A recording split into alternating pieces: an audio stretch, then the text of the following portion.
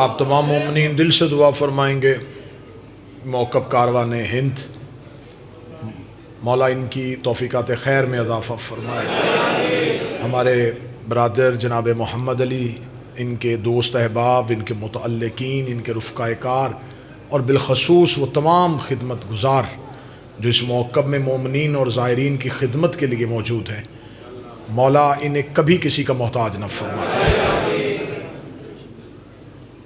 پوری کائنات میں کسی واقعے نے انسانی دماغ پر اتنا گہرا اثر نہیں چھوڑا جتنا واقعہ کربلا نے چھوڑا ہے۔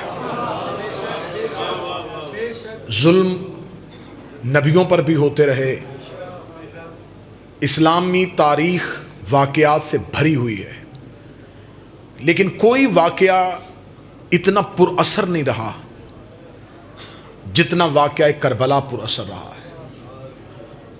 یقیناً یہ نہیں ہے کہ شاید تاریخ اسلام کے پاس یہ ایک ہی واقعہ ہے اس لیے اس کو بار بار دہرایا جاتا ہے۔ میں نے پہلے کہا ہے کہ تاریخ انبیاء، تاریخ اسلام اور قرآن نبیوں کے واقعات سے بھرا ہوا ہے، لیکن پھر بھی ان تمام واقعات میں سے کربلا کو ایک منفرد مقام کیوں حاصل ہے؟ کربلا روز جوان کیوں ہو رہی ہے؟ کربلا ذہن انسانیت سے محو کیوں نہیں ہو رہی؟ کربلا انسانی فکر اور انسانی قلوب کو روز منور کیوں کر رہی ہے؟ یا میں پھر جملہ اگر تبدیل کروں تو اس انداز میں تبلیغ ہو سکتی ہے کہ کربلا ہر دور کے یزید کو اتنا ڈرا کیوں رہی ہے؟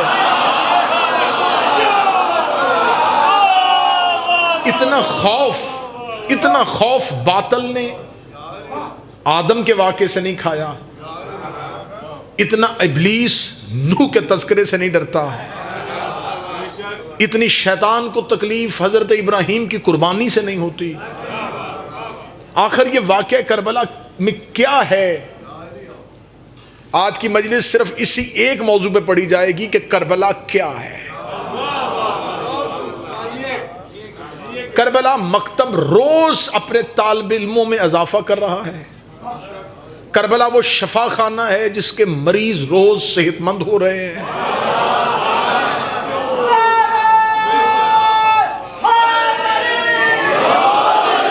کربلا ہر سازی میں مسلسل مگن ہے۔ کربلا مسلسل حبیب کو آواز دے رہی ہے۔ کربلا اپنے سینے پہ ہر روز جون کو سلا رہی ہے۔ میرا نوجوان، آخر ہمیں سوچنا پڑے گا کہ کربلا کیا ہے۔ کربلا شور کا نام نہیں، کربلا شعور کا نام ہے۔ کربلا ذکر کے لیے نہیں، کربلا فکر کے لیے۔ آخر امام حسین علیہ السلام نے کربلا میں کیا کیا جو کربلا روز بروز ابھرتی چلی جا رہی ہے؟ اہل علم تشریف فرما ہے انسان ایک واقعہ دوسری دفعہ، تیسری دفعہ، چوتھی دفعہ مسلسل سننے کے بعد وہ واقعہ اپنا اثر کھو دیتا ہے، لیکن کربلا کے واقعے میں یہ تاثیر کیوں ہے؟ آخر حضرت امام حسین علیہ السلام نے صلی اللہ علیہ وسلم اسی صحرا کا انتخاب کیوں کیا؟ یہ چند سوال ہیں جو بہر صورت بابا جی موجود ہیں اور زندہ ہیں۔ امام حسین علیہ السلام کے قیام کا مقصد کیا تھا؟ حسین چاہتے کیا تھے؟ پہلے میں وہ جواب آپ کے سامنے پڑھوں گا جو آپ کے سامنے بیان ہوئے، پھر ان جواب پہ استدلال دوں گا، پھر اس کے بعد ایک نیا جواب قائم کیا جائے گا۔ امام حسین کربلا کیوں آئے؟ یہ پہلا سوال ہے۔ جو زائر کربلا کی طرف رخ کیے ہوئے ہیں، یہ پہلا سوال ہے کہ حسین کربلا کیوں آئے؟ یہ واقعہ کیوں ہوا؟ قیام حسین کا مقصد کیا تھا؟ حسین چاہتے کیا تھے؟ یہ تمام سوالات جب تک آپ اس کے جواب تک نہیں پہنچیں گے، اس کا مطلب آپ کربلا کی معرفت کو نہیں پا سکے۔ پہلا جواب جو ہمارے ذہنوں تک پہنچا وہ یہ تھا کہ حسین اس لیے آئے کہ یزید بیعت مانگ رہا تھا اور حسین نہیں کرنا چاہتے تھے۔ میں آپ کے سامنے لاتعداد ایسے نام بیان کر دیتا ہوں جنہوں نے بیعت بھی نہیں کی اور وہ مدینے میں بھی رہے۔ ایسا نہیں ہے کہ صرف اور صرف انکار بیعت ہی کربلا آنے کا مقصد تھا کہ امام حسین نے انکار کیا اور انکار کرنے کے بعد حسین چلے اور کربلا آ گئے۔ تو پھر مدینے میں بہت سے ایسے لوگ موجود ہیں جن سے بیعت کا مطالبہ بھی تھا، بہت بڑے بڑی شخصیات کے بیٹے بھی موجود ہیں جنہوں نے بعد میں بیعت کر لی، لیکن تقاضا بیعت ان سے بھی تھا، انہوں نے بیعت بھی نہیں کی اور مدینہ بھی نہیں چھوڑا۔ اس کا مطلب انکار بیعت جو ہے وہ قیام حسین نہیں ہے۔ اتنا چھوٹا سا مقصد حسین کا نہیں ہو سکتا۔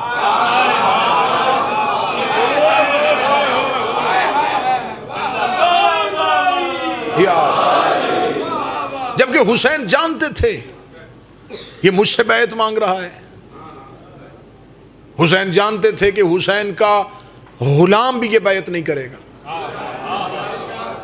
جو کام حسین غلاموں سے کروا سکتے تھے، اس کا مطلب ہے کہ انکار بیعت جو جواب ہے یہ مکمل جواب نہیں ہے۔ دوسرا جواب کیا لیں گے؟ دوسرا جواب یہ لیں گے کہ حضور حسین اس لیے کربلا میں گئے کہ تاکہ تحفظ دین ہو جائے، حسین دین بچانا چاہتے تھے۔ یہ بڑا عام جواب ہے، بڑا عام جواب ہے، بڑا عمومی جواب ہے، بڑا عوامی جواب ہے۔ حسین اس لیے گئے، حسین دین بچانا چاہتے تھے۔ اچھا، ہر کوئی یہ کہتا ہے دین بچانا چاہتے تھے، یہ کوئی نہیں بتاتا کہ کن سے بچانا چاہتے تھے۔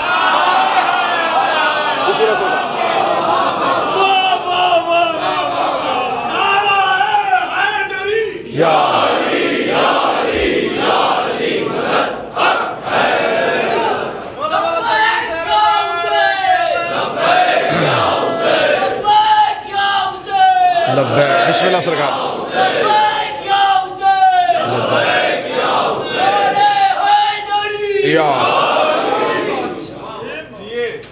میری اور آپ کی بہت ہی پسندیدہ شخصیت جناب سید فرحان علی وارث صاحب تشریف لے آئے، انشاءاللہ بعد میں نوحہ خوانی کریں گے اور ہم اور آپ مل کے مالک کے حضور پرسہ پیش کریں گے۔ اس کا مطلب ہے کہ مقصد حسین انکار بیعت میں نہیں ہے۔ جہاں سے دلیل میں ہلکا سا جھول نظر آیا، آپ نے کہنا ہے دلیل ہلکی ہے، ہم استدلال مضبوط کر لیں گے۔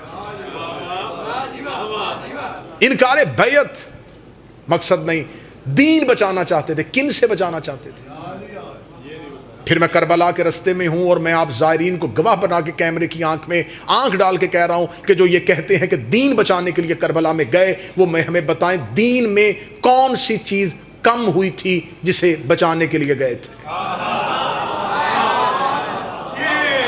نمازیں 5 پڑھی جا رہی تھی، روزے رمضان میں رکھے جا رہے تھے، زکوٰۃ دی جا رہی تھی، مسجدوں میں اللہ اکبر کی صدائیں ہو رہی تھی، قرآن کے حافظ موجود تھے، فتوے دیے جا رہے تھے۔